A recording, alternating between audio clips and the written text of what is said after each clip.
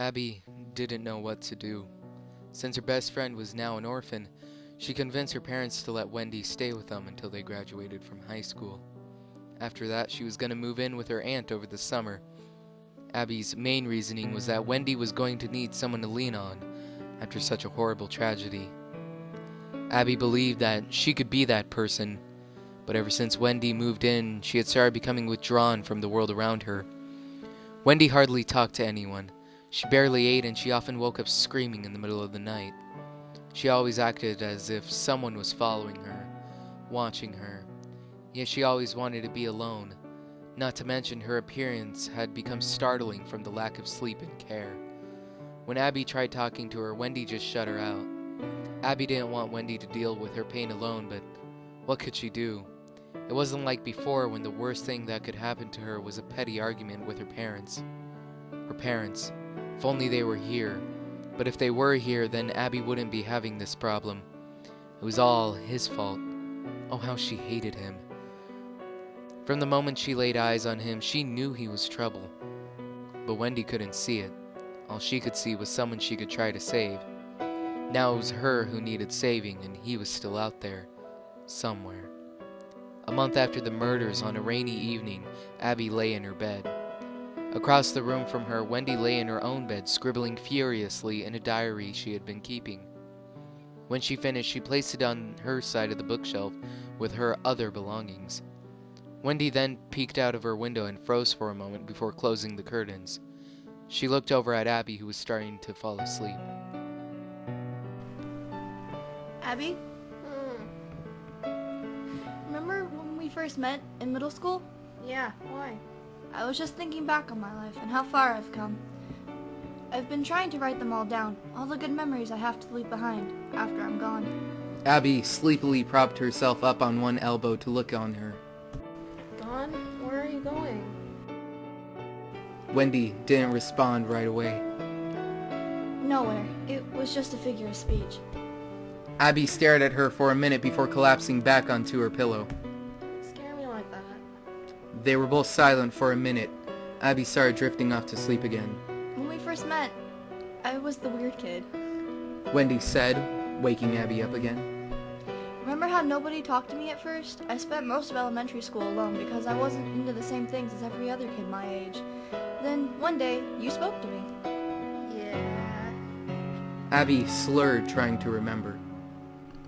I told you I liked your dress, the one with the blue flowers on Yep, and we've been best friends ever since. And after that, more friends came. it. Mm-hmm. I never thanked you for that, for being my friend. You didn't have to thank me. I liked you. I liked the fact that you were different. At least back then you were. High school normalized you. They both chuckled. Yeah, I became normal, whatever that means. But I was still drawn to weird people. Yeah. Abby yawned. Remember all those guys I dated? Wendy laughed. Steven, Drew, Gary, the guy who was obsessed with chins? Jeff, the homicidal psychopath. Wendy was quiet for a moment. Abby sat up and looked at her. I'm sorry, but I can't help being a little mad at you for this. It's been a long enough time since the funerals for me to say that. I know you couldn't have known, but the worst part is that you've changed on me. This is the longest conversation we've had since. No, you're right. I haven't been a good friend, and I'm sorry. Abby lay back down. No, don't be sorry. I forgot about that golden heart of yours. You could never think ill of anyone, not even him. He didn't seem dangerous at all while we were dating. Wendy said in a quiet voice. He was a bit distant and quiet, but I thought he genuinely loved me. Wendy looked up to see that Abby had drifted off to sleep. She got up and walked over to her friend's bed. Crouching down in front of her, she tucked some stray hair behind her ear. Leaning down, she whispered in her ear. Thanks for being my friend. Abby opened her heavy eyes long enough to see Wendy quietly walk out of the room. Wendy, where are you going? She moaned, but sleep overtook her as her vision got blurry, and then everything went black. The next morning, Abby woke up to find Wendy's empty bed. In fact, it didn't even look slept in. Abby sat up and tried to remember what happened the previous night.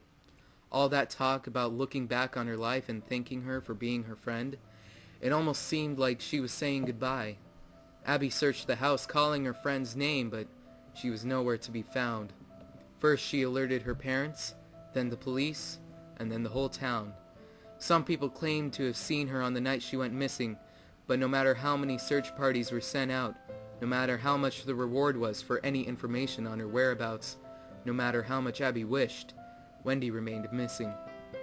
2 months after her disappearance, Abby noticed that the police were starting to give up. They had no leads and no evidence of any kind. They began treating her as a runaway because of her deep depression over the deaths of her parents. Never mind the fact that none of her clothes or other belongings were missing. They didn't even bother to look through them. They assured Abby and her parents that Wendy would return when she was ready, or that she would eventually be found. Abby wasn't convinced, but she couldn't convince anyone else to listen to her. Her mother and father cared about Wendy very much, but they were tired and wanted to get on with their lives, so Abby had to find her friend on her own, or at the very least find out what happened to her. Abby decided to start with Wendy's computer. Her boyfriend Tucker was an expert hacker. He could hack into just about anything.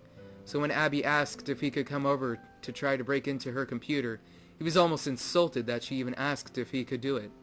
After they successfully hacked into her computer, they did a wide search, finding nothing suspicious. They decided to check her emails, but even after hacking into that, there were no emails or messages of any sort to give them a clue. Abby sat back in her chair, exasperated. This is hopeless. Don't give up yet, babe. Tucker said, getting up and massaging her neck. I'm sure there's no need for any of this anyway. She'll come back.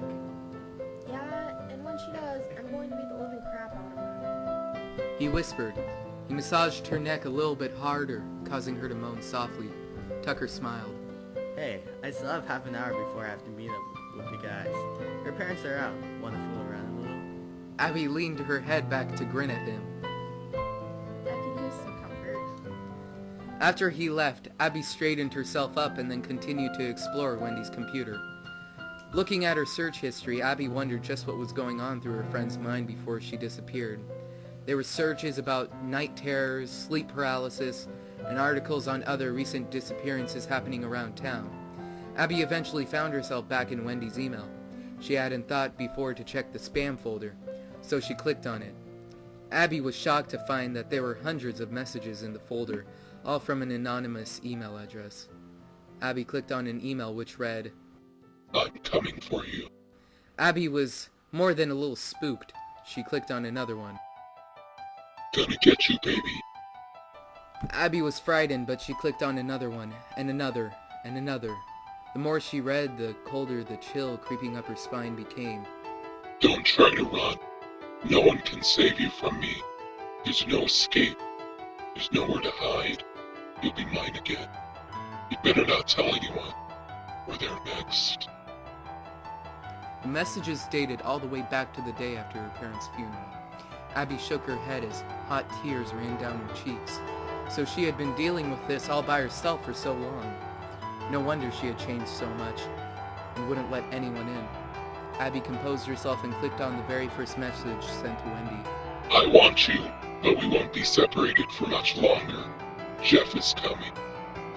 Abby's hand flew to her mouth. Jeff, of course. There was no denying it now. Jeff had something to do with it. But first she needed more proof. Abby quickly wiped away her tears and began to look through all of Wendy's things. She looked through her book bag, her side of the closet, under her bed, and her side of the bookshelf. She flipped through some of her notebooks. What she found were messages sloppily scrawled by her friend in the margins of almost every page. Jeff is coming. Jeff is coming for me. There's no escape for me at all. It's all over. I can't run. I can't hide. He won't stop. I have to protect them. No one else needs to die. Jeff, he's coming! She tossed it onto Wendy's bed to give to the police and looked through her other notebooks and textbooks. All the same. How could she have kept it inside all this time? Abby glanced at all the tiles until her eyes rested on Wendy's journal, partially hidden underneath a world history textbook. Cautiously, she picked it up and read the first entry. Abby, if you're reading this, stop right now. By now, I have probably disappeared, and I know you want answers, but it's too dangerous. Just forget about me and move on with your life. You're strong, stronger than I am, but there's evil in this world that even you just can't fight. So put this down. In fact, bury it or burn it. It doesn't matter now that I'm gone. I only kept it so that I could stay sane. I wanted to write down everything I could remember about my life, so that I wouldn't forget. I wanted to talk to you so badly, but that would have been sealing your doom. I won't make the same mistake twice. Goodbye, Abby. You're my very best friend, and I love you. Have a great life. Love, Wendy. After a few moments of uncontrollable sobbing, Abby wondered why she left the journal behind, if it was so dangerous. Maybe she didn't get the opportunity to get rid of it. Abby stared at the journal, conflicted about whether or not to continue reading. She decided to take the chance. She flipped to the next page, but it was just an entry about her earliest memory. It went on like that for the first half of the journal, as if she were trying to write down every single memory of her life that she could remember. Even the memory of when they first met was here. Abby smiled as she tried to blink back tears. But then it took a dark turn. Wendy began to write about nightmares that she had been having. One about a pale-faced figure chasing her through cornfields. Abby had heard about that night when Abby was telling the police about her parents' murder. She remembered feeling infuriated about the fact that the police couldn't find the killer, even though he was just a teenage boy. The entries continued. Apparently Wendy sometimes couldn't sleep at night because she heard noises outside the window. Sometimes when she thought she was alone, she would feel like someone was watching her. But when she looked, no one was there. But there was someone there, as confirmed by the messages she was receiving. There was even a time when she actually saw him. It was a cold night, about a week before she disappeared. She had gotten up to close the window when she saw him. He was standing outside their window with his hood up, head held down. Since their bedroom was on the second floor, he couldn't reach her. Still, he slowly lifted up his head and locked eyes with her. Wendy gasped at the sight of his face, but she didn't turn away. They stayed like that for what seemed like hours, but when Abby shifted in her bed, blissfully unaware of any danger, Wendy turned to make sure she was still asleep. When she turned back to the window, he was gone. If she knew it was him, then why did she gasp when she saw his face? Abby wondered aloud. She sank down onto the bed, so he was here this whole time, yet no one even knew? No wonder Wendy felt so alone. Abby continued to flip through the journal, reading about many more mysterious things happening to her and about Wendy's depression and loneliness. But it wasn't until she got to the back of the book that Abby shrieked and let the book slip from her hands.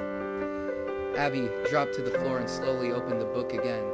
On the back of the cover of the journal was a sketch of Jeff, dated a week before Wendy disappeared.